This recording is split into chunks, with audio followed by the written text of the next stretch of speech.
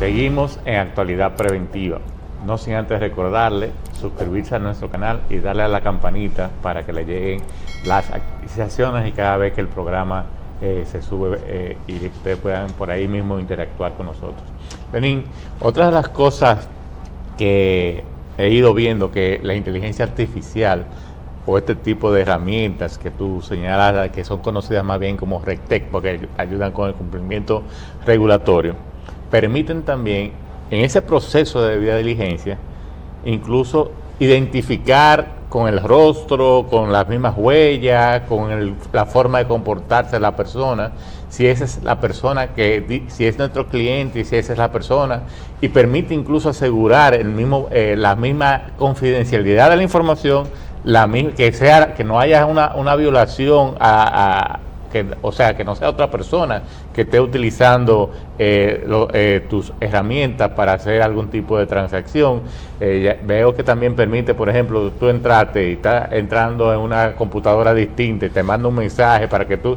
Entonces, tú confirmes. Todo ese proceso viene en favor de ayudar todo este proceso. Correctísimo. Fíjate, en los sistemas expertos eso se llama las reglas de producción, más bien le llamamos también reglas de negocio. Esas reglas de negocio que se aplican al sistema es para poder identificar esos detalles. Por ejemplo, yo he visto instituciones financieras que te piden la huella digital para tú hacer un depósito. La huella digital. Entonces, cruzan la información con la Junta. También, si tú haces una operación desde tu computadora, como la computadora a través del internet, evidentemente, tienen una identificación única. Esa identificación única, yo puedo saber de dónde es. Entonces, si tú me dices, bueno, para evitar asuntos, hubo una transferencia y tú estás en Panamá, tú no me has reportado al sistema que tú estás en Panamá, él te dice, espérate, es una alerta que tú debes hacerlo. Eso lo tenemos. Es decir, y ya se ha implementado ampliamente en el mercado. Evidentemente yo soy de lo que creo que la motivación principal de todo eso fue la pandemia, que nos obligó a quedarnos en casa. Entonces, al obligarnos a quedarnos en casa, nos vimos en la necesidad imperiosa de buscar métodos de acceder. Pero así mismo como nos quedamos en casa, también abrió para los múltiples delitos. Claro. La delincuencia. Entonces, conozca a su cliente, yo sabe quién tú eres y que evite el no repudio, el que yo no hice esa operación. Porque en los casos graves, que serían casos de lavado, es sumamente preocupante por una institución. Porque las instituciones que se ven afectadas por un caso de lavado tienen un problema reputacional. De hecho,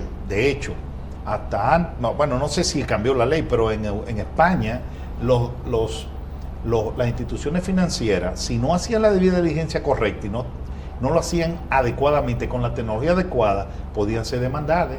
Sí, no, y aquí existe sanciones por por no cumplir con... No cumplimiento. Entonces, la institución tiene que cuidarse y preocuparse, porque no es solamente el daño reputacional, sino también es un daño económico que le puede afectar.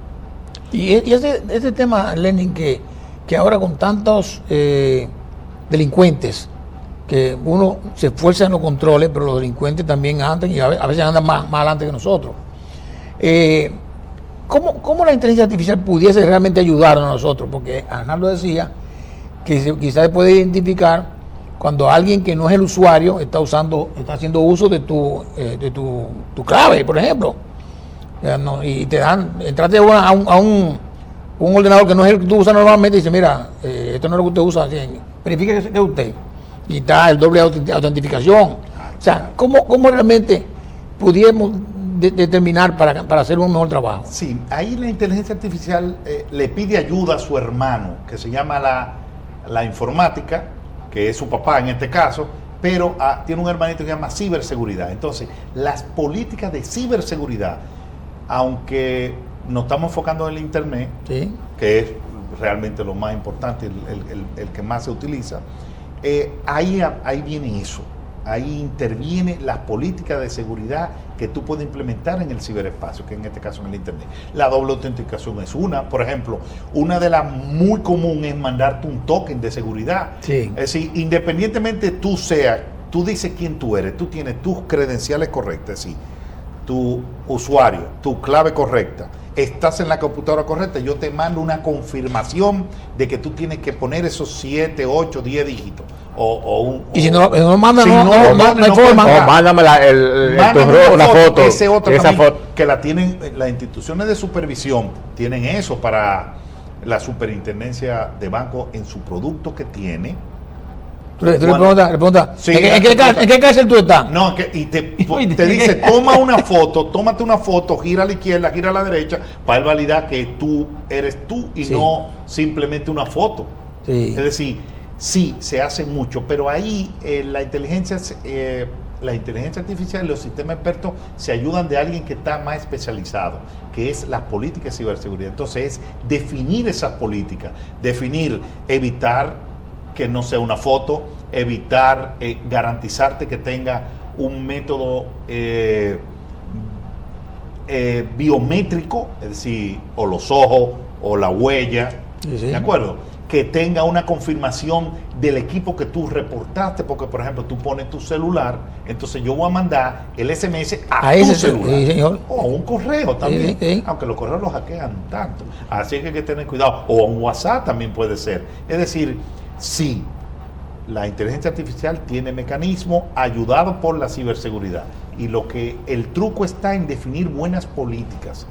Generalmente esas políticas se definen en función de los típicos problemas.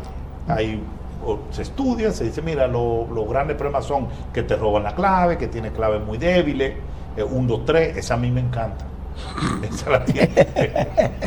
1, 2, 3.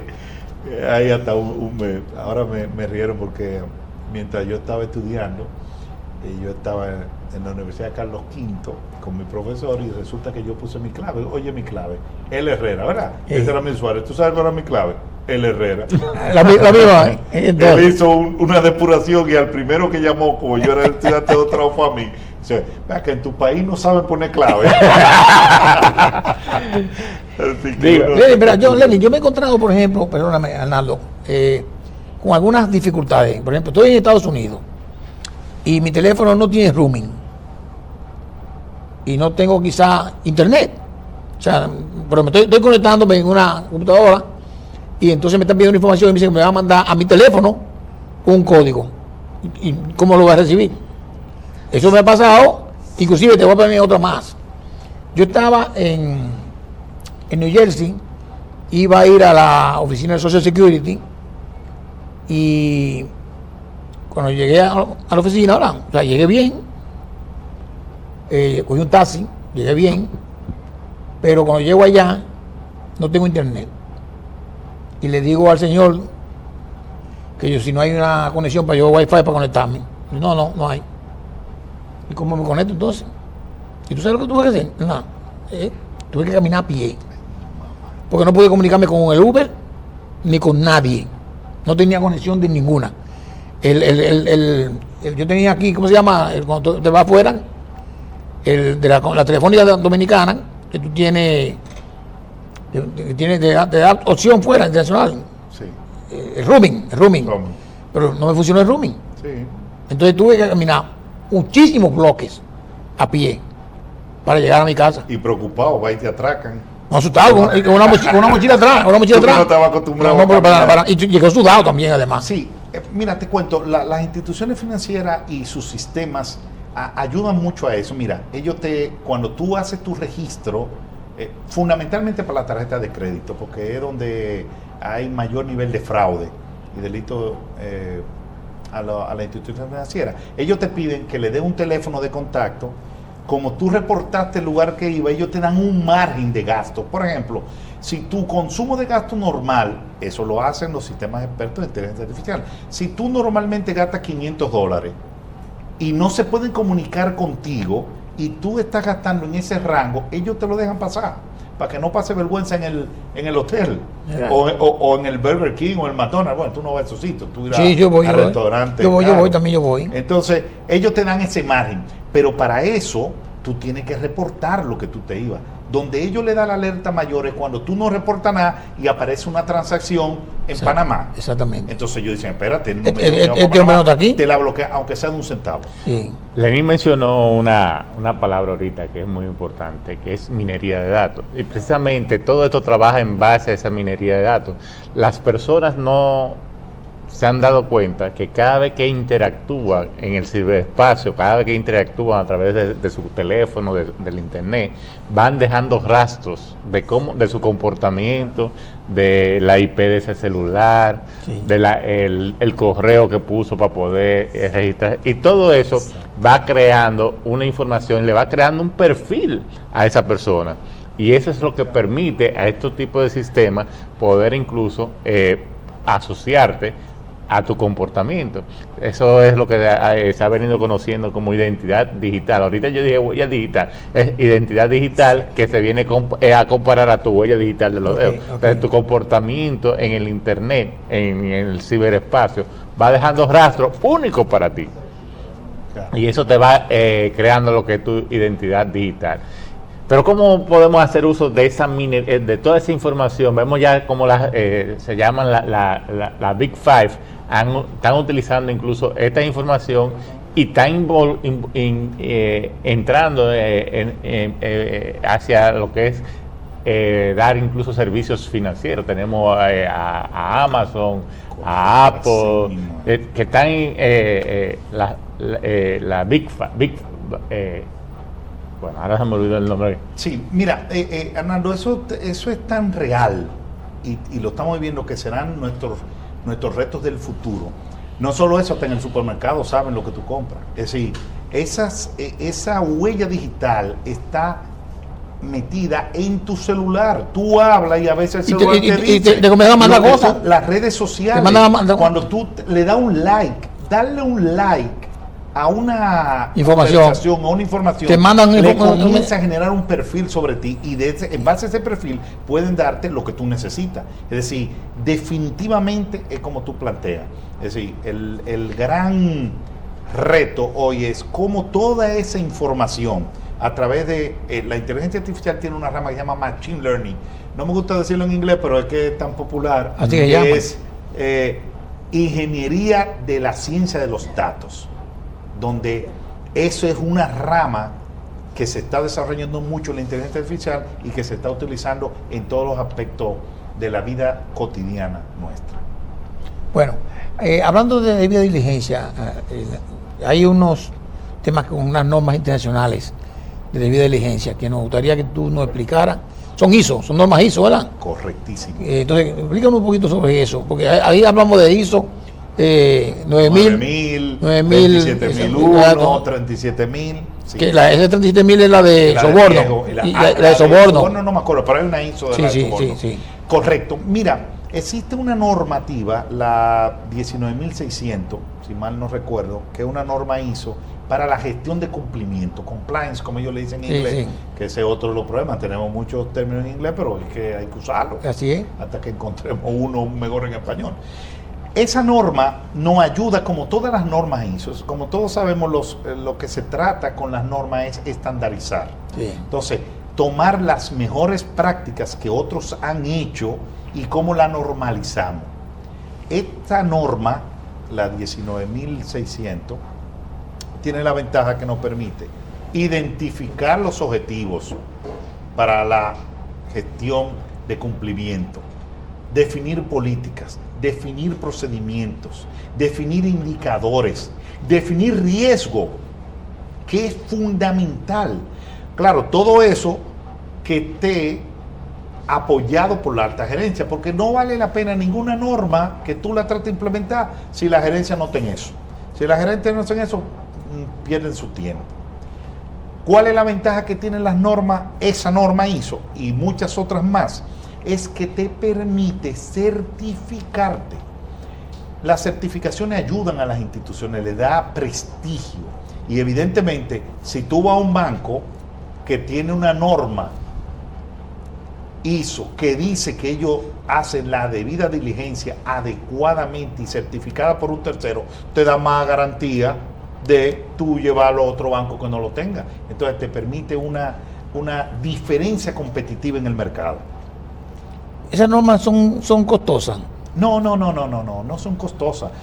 Porque certificarse implica un proceso. Eso sí, el proceso de certificarse es costoso en el sentido de que tú tienes que contratar un personal especializado, si no lo tienes, que te va orientando a definir las políticas, a definir los procedimientos. Muchas veces las instituciones están bien organizadas, tienen buenos procedimientos, pero no están interrelacionados esos procedimientos. No tienen indicadores de calidad, no tienen objetivos definidos, no tienen claro qué hace cada quien, no tienen gestión de riesgo adecuada, porque a veces tenemos la gestión de riesgo pensando que simplemente identifico un riesgo, si lo mitigo o no lo mitigo. Sí. Y no, eso es un poquito más complejo. Darle seguimiento a esos riesgos, con qué frecuencia tú revisas esos riesgos, cómo esos riesgos impactan, cómo están interrelacionados esos procesos.